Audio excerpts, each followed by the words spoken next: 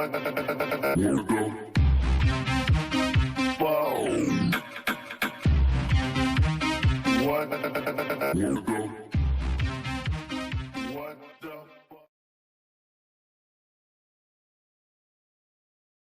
is Interstellar Realities Radio. Friend, I was once again tucked away in the Appalachian Mountains of western Pennsylvania. We are live with Bob Fletcher. Okay, well, it's my pleasure to be here. Well, Brother Bob, we're here tonight to talk about one of the greatest conspiracies that's probably in the last 100 years at least. Planet X is making a comeback right now. Now, I said 100 years. Obviously, Planet X goes way back beyond that. But, you know, it didn't really start coming to the surface until really, from what I've researched, from 1900 until now is when it really started coming to the surface. And more specifically, it seemed like after 1970 into the mid-'80s it was really talked about, and then it disappeared, and now it's making a comeback. So let's just take a moment and talk about, because I believe Planet X is tied into the sixth seal in Bible prophecy. I believe it is probably almost sure what causes that sixth seal. But could you just let's open it up there, sure, and let's talk about Planet X, and just give me all you know on the subject. And where did it start with you? That'll take a couple of months, but let's just scrape on the surface today.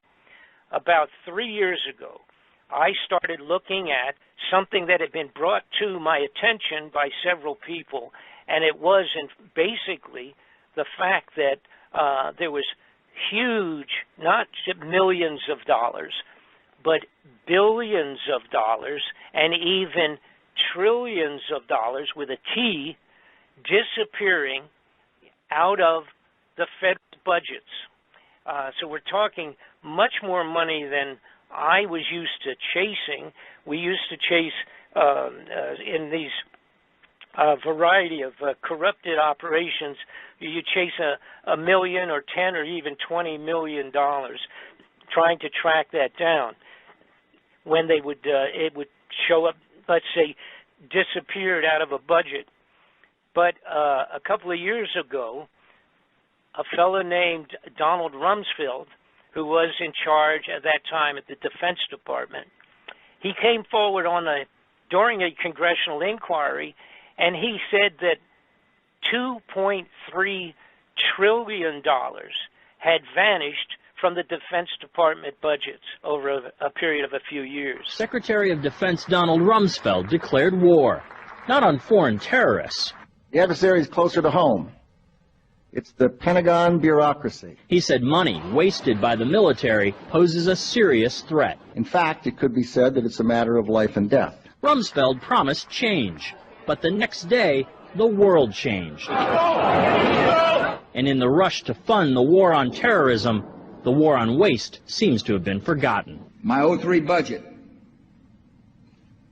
calls for more than $48 billion in new defense spending. More money for the Pentagon when its own auditors admit the military cannot account for 25% of what it already spends. According to some estimates, we cannot track $2.3 trillion in transactions. 2.3 trillion with a T. Now, the amount we're talking about now, by the way, 2.3 trillion is the equivalent to writing a check to every man, woman, and child in the United States of America for about $5,000. That's how much 2.3 trillion is. And Donald Rumsfeld, very calmly sat before the Congress and said that that money was missing. They didn't quite know where it was, coming out of defense budgets. Well, the senators and the congressmen, of course, were set back on that. You know, I mean, like I say, they're used to stealing a few million here and there. But when you start talking that kind of money, that's pretty serious. Because this is what's happening, ladies and gentlemen. Every so often, Rumsfeld comes out and goes, I don't know where. I don't know when. But something awful is going to happen. Thank you. That's all for today. No further questions. Now, what happened, coincidentally, and it is not coincidental, but what they claim to be a coincidence, that was about 1 day or 2 days before the 9/11 terrorist activity in New York and in the Pentagon. So when 9/11 took place, a day or so after Donald Rumsfeld admitted that they had lost $2 trillion, obviously we never heard the story again. It just disappeared into the smoke of the Twin Towers building in New York City. So the announcement was rather well-timed because it just vanished. So following that, some folks had brought, of course, to my attention the fact that Mr. Ron Paul in the Washington, D.C., had come forward and had asked the Federal Reserve System if he could get an audit on the gold, because the gold out of Fort Knox has been rumored to be gone. It is gone. There is no gold in Fort Knox any longer. And when Ron Paul came forward on the floor of the Congress, the Senate, he asked for have an audit of the gold to make sure that it was all still there, and they told him to simply go away. You get nothing. You lose.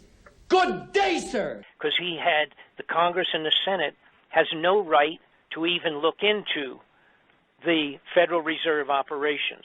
They cannot request. We cannot request through the Senate or the Congress an actual legitimate audit of all the Federal Reserve gold that supposedly is in Fort Knox. Now, what also happened within a few months, of course, we can remember back 2010, that period of time, 2008, was when the world banks were in a serious financial crisis. You had Greece, and several of these countries are actually on the border of bankruptcy. And the Federal Reserve in America had to lend them money and put money into bolster up the international banking finance, or it was all going to crash. And that was back around 2010, around that period of time. Now, at that time, Germany and several other nations had come forward and had asked the Federal Reserve the same thing that Ron Paul had asked, and that was, we need an audit because the foreign banks, a lot of people, if you're not into this, you would not know it, the foreign banks around the world for many years have put billions and billions of dollars of gold bullion from their different nations around Europe and around the world, South America, etc. They had deposited tons of gold in the Federal Reserve. When Germany and 6 or 8 other nations came forward in about 2013, 2011, that period of time, they came forward and they said, we need to take some of our gold out of Fort Knox and put it back into our own reserves here so we can stabilize our financial condition. Guess what happened? The Federal Reserve System told those countries that they could not have any gold out of Fort Knox. And the best that they could do for those countries was to give them an audit of the gold, but that would not be until 2020. So, at that point in time, now this is a couple of years ago, it really red flagged for me. I thought, wait a minute, something really is rotten in Denmark. We have all this money disappearing from standard legitimate funding out of Washington, just vanishing. And then we have the gold at Fort Knox is gone. I mean, it's gone. If it was there, they would show it to the appropriate people, and they're just not doing that.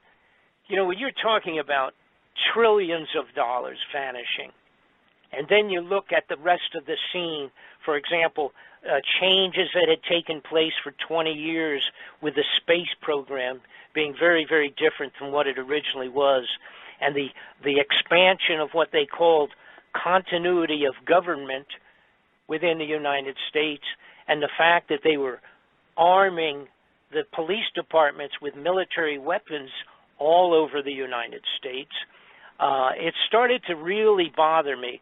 It was a matter of what is going on what is it that would cause these guys who usually steal what they want to, cover it up, and build them a new home in Tahiti or something for vacations and get away with it? But now they've changed direction. Then I remembered in the 90s, I had several people contact me, and they said, Bob, I have films of the construction of underground facilities all over the United States. Our black budget, for instance, garners $1.023 trillion every 2 years. It's over $500 billion a year. Right now, there are 131 active deep underground military bases in the United States. There's 1,477 of them worldwide. Each one has an average cost of $17 to $19 billion. And that came to me from several people. Some of them were truck drivers who told me fantastic stories about having an 18-wheeler, 40-foot truck filled with foodstuffs being delivered into a government facility, and they would follow the map where they were supposed to go, and there was nothing out there. Let's say it was outside of Texas in the desert area, and they would go, and the side of the mountain would open up, and they would drive down inside of a mountain, and it would close behind them. Now, those are fantastic stories, but to me, back in the 90s, they were just that. To myself, that was almost an outrageous kind of a story. They would tell me about going into an underground facility in Tennessee and driving for 600 miles under the ground. Those things were a little mind-boggling and pretty fanciful type of a report for me. So I kind of put it on the back shelf. These people sent me pictures, and they sent me what were VHS videos at that time, but I didn't know what to make of them. It didn't mean anything, so I sort of put it on the side burner, so to speak, the back burner. But now this is about 3 years ago, I started putting all of the dots connected all of the dots. And what had taken place in approximately 83, apparently with the launching of a new infrared telescope being put way out in the far reaches of the solar system. Apparently, Planet X, or the planet called NIBIRU, which is mentioned in all the biblical writings, it's mentioned in all Bibles and scriptures from many foreign nations. It's mentioned in historic writings of the Chinese emperor 2,000 years ago. It's written on the side of the walls of temples that were 4,000 years old. There was a study done a while back of the clay tablets that were from Sumeria that had been completely broken down and analyzed by a man named Sitchin, S-I-T-C-H-I-N, and he had deciphered clay tablets. There's 25,000 of these tablets. They actually went back 4,000 years, and they described NIBIRU, the Planet X, and its relationship to coming back like Halley's Comet, coming back and going around the sun every once in a while and then going way back out again in orbit, way out past Pluto, and coming back again in a couple thousand years. And this coincided with the biblical talk. It was called wormwood in the Bible, and it's described in, like I said, a whole multiple of biblical scriptures of sorts coming from around the globe, 2,000, 1,000 years ago, 2,000 years ago, 4,000 years ago in the case of the Sumerian clay tablets. So what they described is NIBIRU being a planet in a huge elliptical orbit Similar to that, like I say, I compare it to Halley's Comet that comes by every 75 years. There's another comet that we recently discovered that came around in 1997. That was called the Hale-Bopp Comet. It is similar to Halley's Comet, except that the orbit that the Hale-Bopp Comet is in has been calculated to be 4,200 years. Now that's 600 to 800 years longer than the proposed orbit of NIBIRU, or Planet X. So originally I thought, wow, you talk about 3,000-year, 3,600-year orbit of a planet, that's really amazingly large. I thought almost that was ridiculous. But once I realized and got into it and found out that we did have the Hale-Bopp Comet of 4,000 years, well, then that took my excuse, looking like it was a crazy number, that just erased that.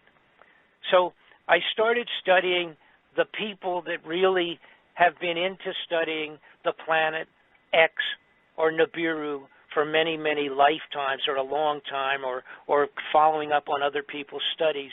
And there's several people that have spent their entire last 30 or 40 years just studying the astronomical potential of Planet X.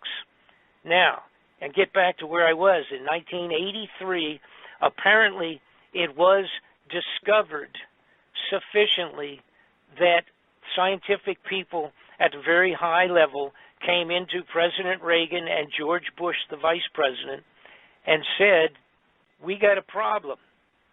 It looks like now we found Planet X that's been talked about, like you mentioned earlier at the beginning.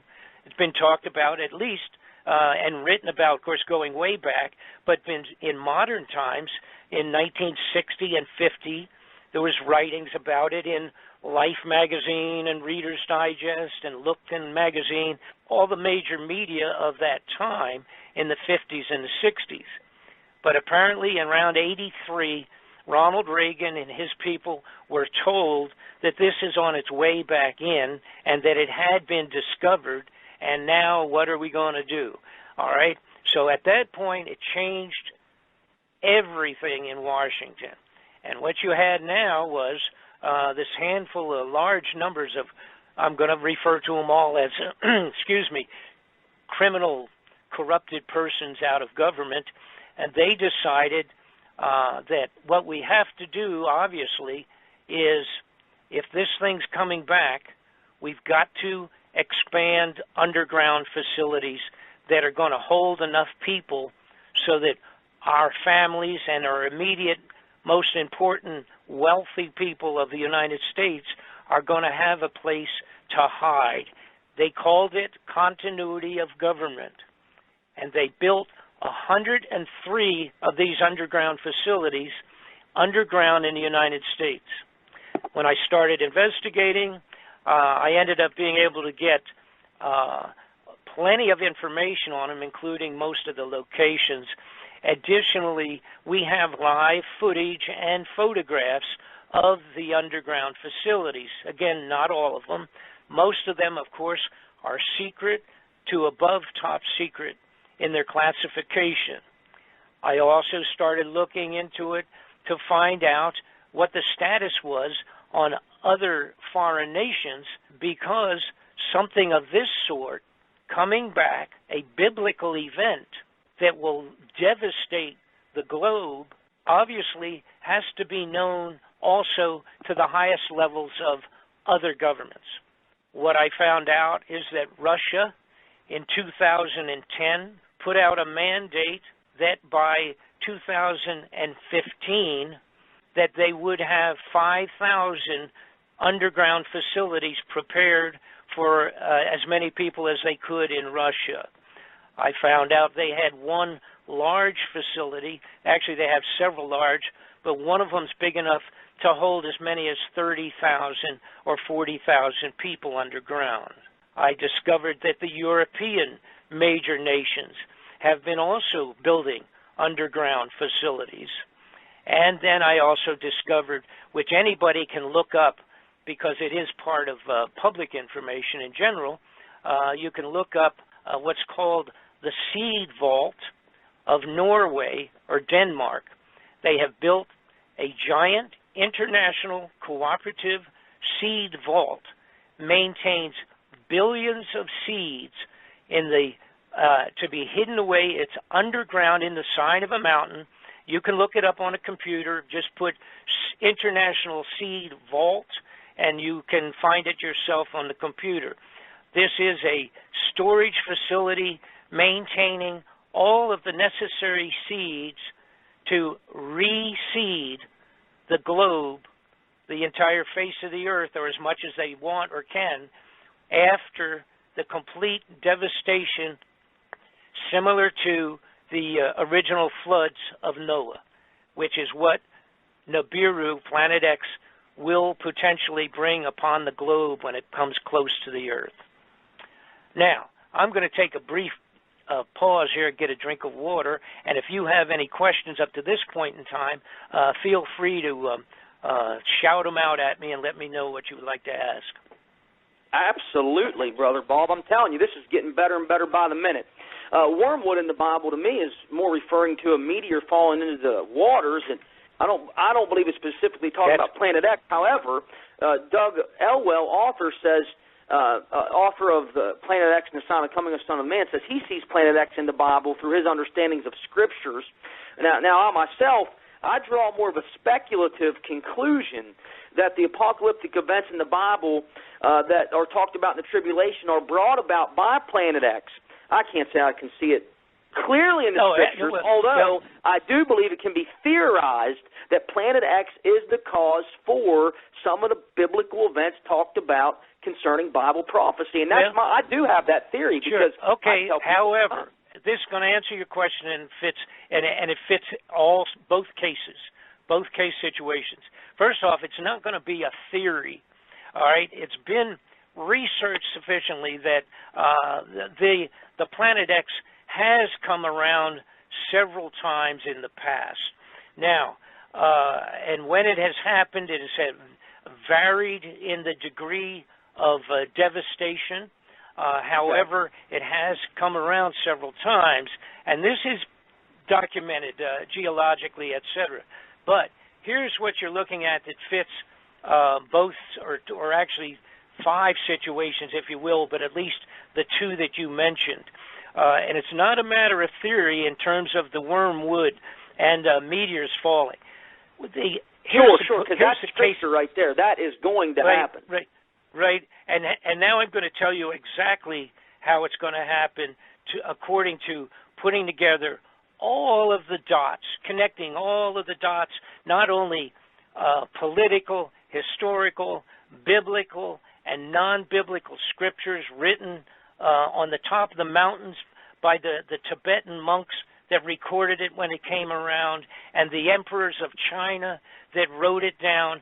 And it's a fellow named Gil Bouchard who has done unbelievable, wonderful investigations on the biblical side of this and can explain a day-to-day description of when it has passed previously and what had taken place and what will take place once again when it passes around the sun and back out.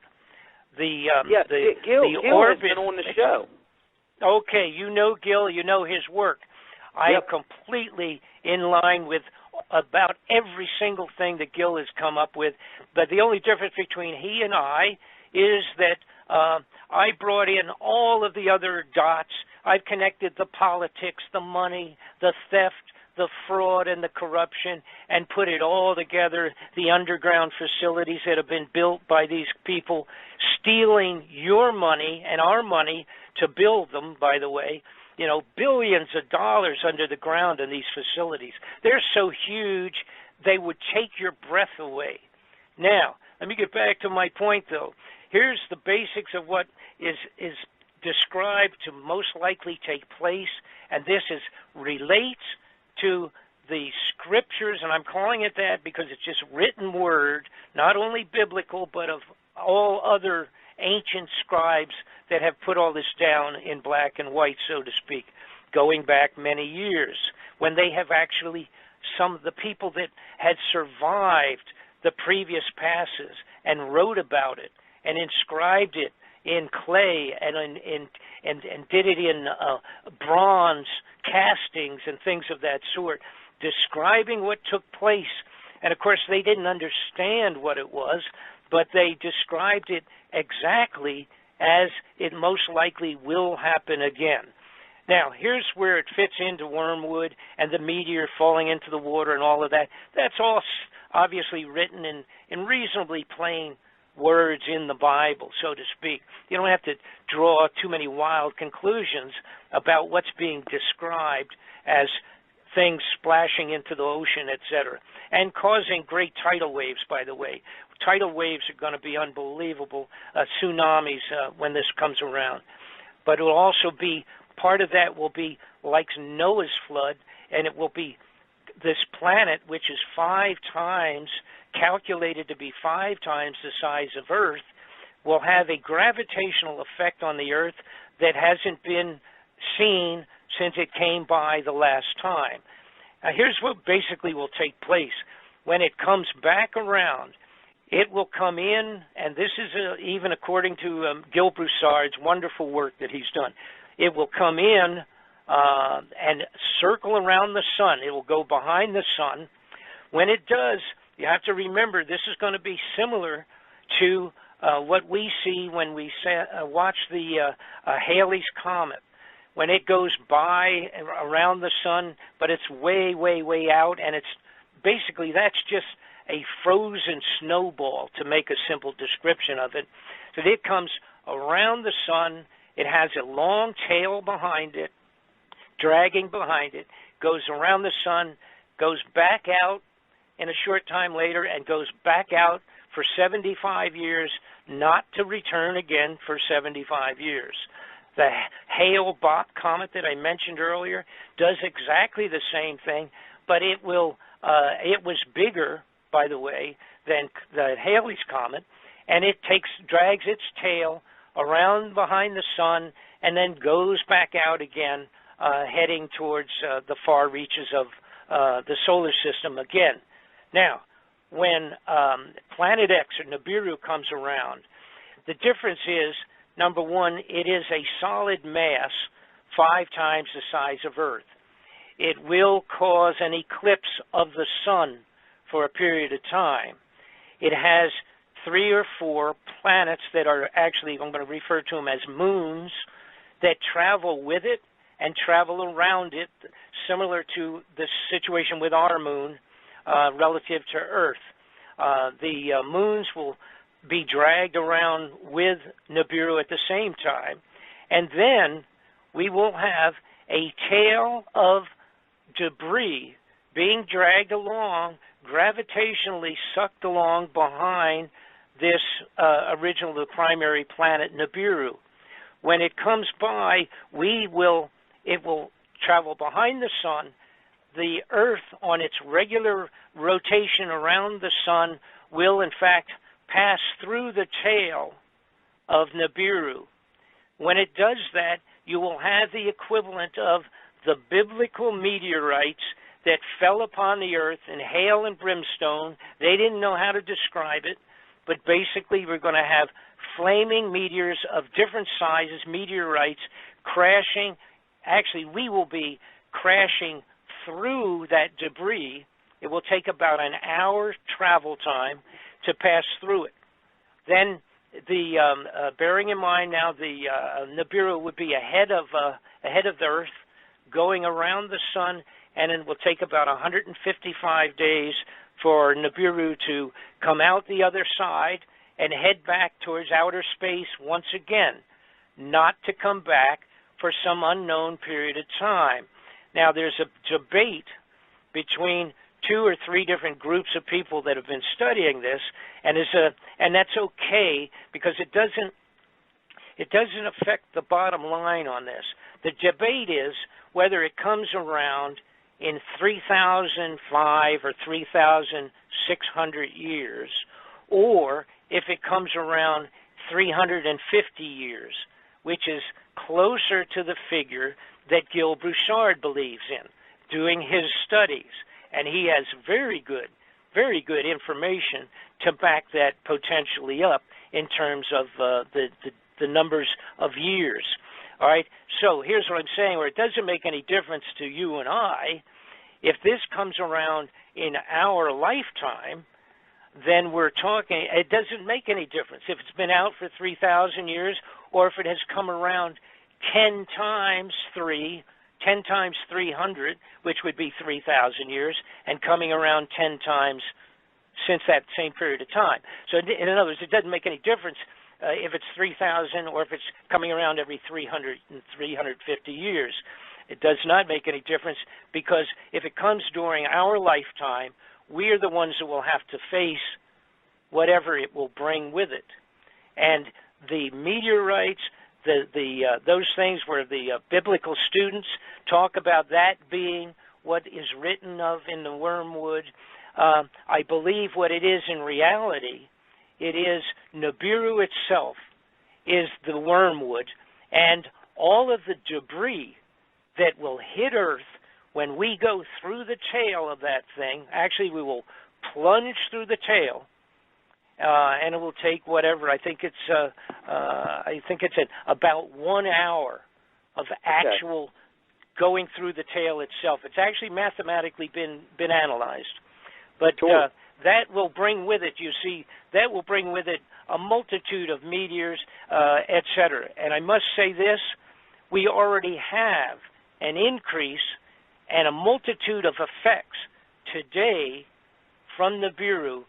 Now, when we talk about the effects of NIBIRU, see, it's the problem is going to be it's a multitude of effects on the Earth.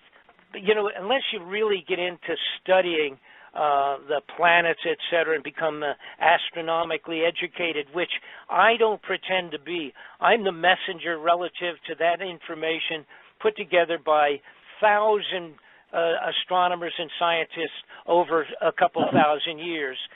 You know, and I don't pretend to be the 100% expert on all of that. But I was able, because of my background, I was able to connect the dots, to make sense out of things. It's like, you know, why wouldn't, for example, over all since 1983, which is a period of time when this, I believe, the realization really settled in to the bad guys in Washington that this was a reality and was going to change their lousy, corrupted plans, because all of a sudden they had to worry about survival of their own families. So it changed things from just plain stealing and going about their normal one world government concept. This sort of threw a monkey wrench into it. So the wealthiest are all digging holes to go underground. They have them finished for the most part.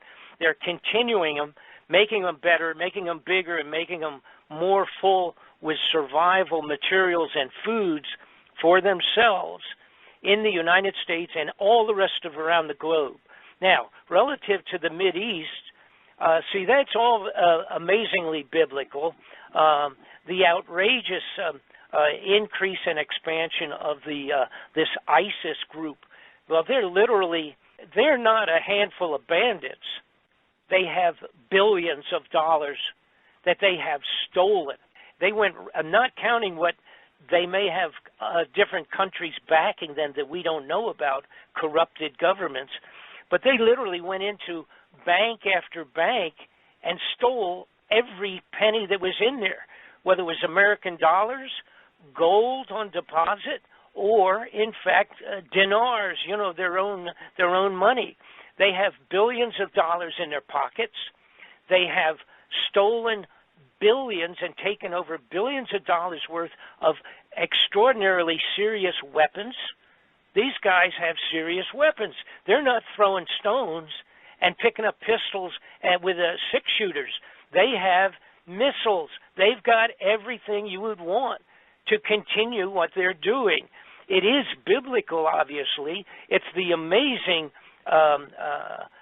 confrontation of the Muslim versus the Christians if people don't realize that and how biblical that is, they might as well just go back to sleep and have another drink because they're just not paying attention. Now, the timeline in 1983 being approximately when it really was seriously accepted in Washington that this thing was coming back and it's going to really do a number on the earth, period. It will constitute Noah's floods once again. The earth, more than likely, will end up tilting 26 degrees on the axis of earth. The biblical accounts and the worldwide accounts, going back to the old emperors in China who wrote these things down in diaries, and they literally tracked what they called the flaming dragon or the visiting star.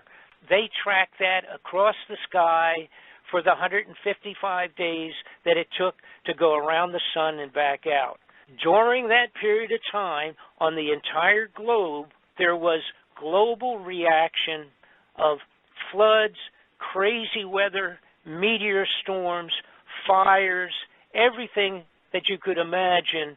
And by the way, one reason that they know that it was a 26-degree shift of the axis is that one of the a particular thing called the sky disk was discovered that was literally a 12-inch Bronze Age disk that on it is the description of the passing of NIBIRU causing the blocking of the sun, the eclipse of the sun for a period of time. When it passed, there were actually galactic, all the stars were written and drawn into this. It's like a picture. It's a 12-inch piece of bronze highlighted in gold. It was discovered in 1999 in Germany. And so these people had survived it, and they drew the equivalent of drawing a picture of this thing passing. But the sky disk was dated. This was done 3,600 years ago, and it described Nibiru passing at that time. All right? And it gives it, it says it was, I believe, if I'm going by memory now because I don't have it in front of me, I think it was April the 10th of 3,600 years ago, April the 10th at 8:30 in the morning. The amount of information that has been generated from many, many people studying this brings it down to where we can do a rough calculation as to when Nibiru may pass through close by once again, and I'm going to get to that in just a minute. The big deal is this. Here's what's going to happen, provided if, and I have to preface this. 5 years ago, if you had come to me and asked me to even do a study or even look into this report on Planet X, et cetera, with the knowledge information I had 5 years ago, I would not have touched this with a 50-foot pole. I'm not going to put my name on a report as crazy sounding as this was or would have been. I would never put my name on it. I wouldn't have touched it.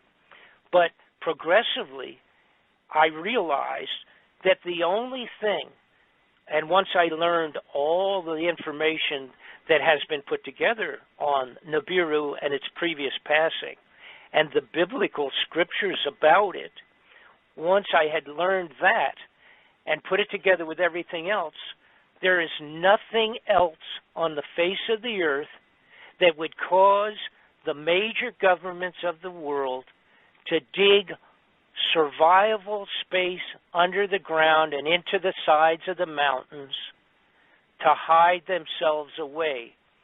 There's nothing else that fits it, period. They have taken over, we have taken, in the United States, we have taken over what was NORAD's facilities in Cheyenne Mountain. There are no longer equipment in there for checking and tracking missiles and weapons of that sort. That's what it was originally built for. It has been taken over. It is one of the new hideouts for the elite to run into the mountains when Nibiru passes close.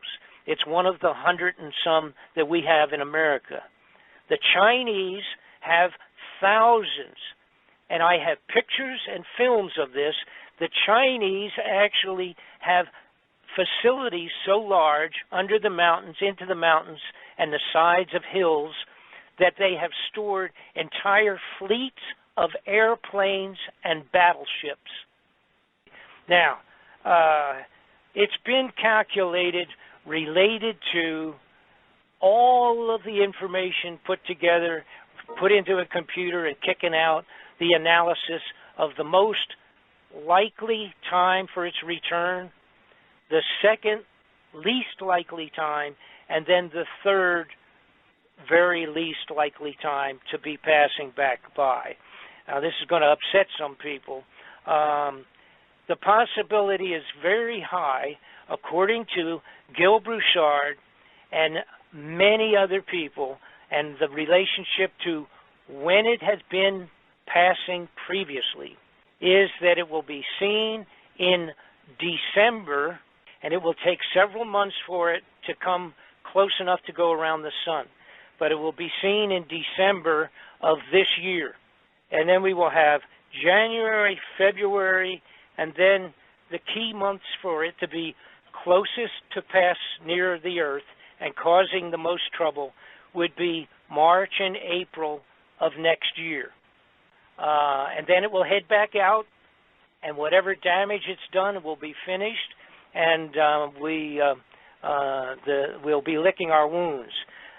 If it is not seen, and what I'm talking about seen is where it's up there and it looks like a new star up there in the sky coming inward, it will be getting bigger every month, every week, a little bit bigger.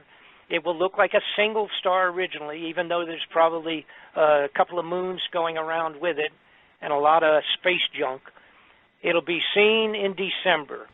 It'll get bigger in January, February, and then March and April, make its journey around the sun and back out.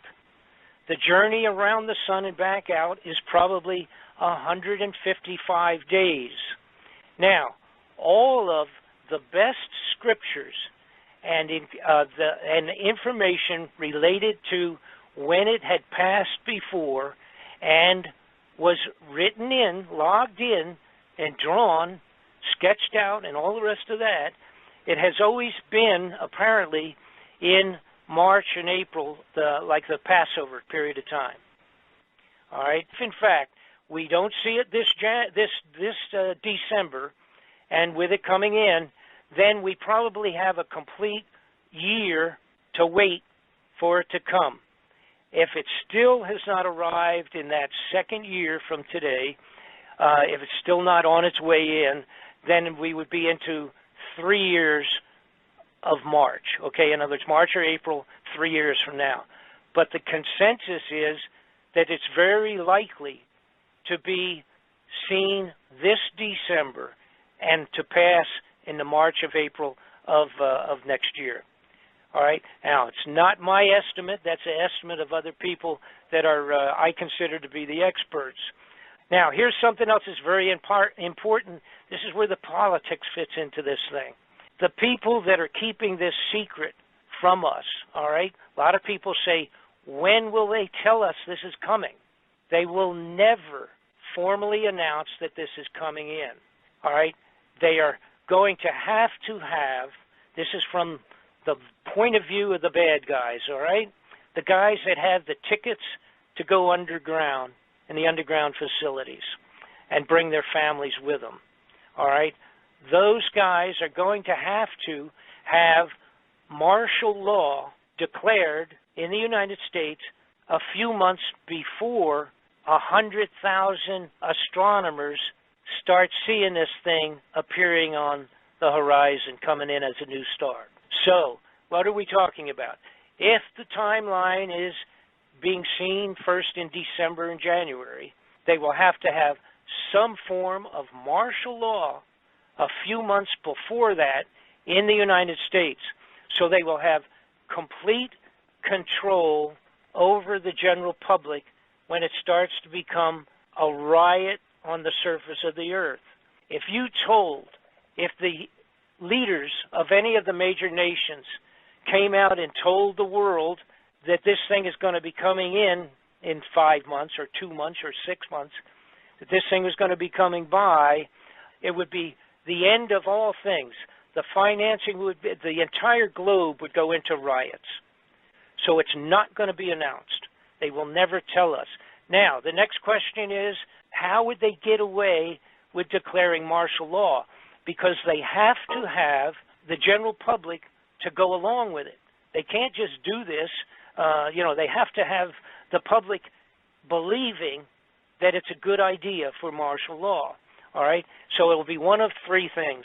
It'll either be some major terroristic acts, like 9/11 type thing, chemical, biological, or something like that, across the country in several places. If they announce that it looks like Russia is going to have a direct confrontation of World War III for some reason or another, and or Red China, that will be good enough for martial law. And the third one of possibility is obviously an outbreak of an uncontrollable disease like Ebola or something like that,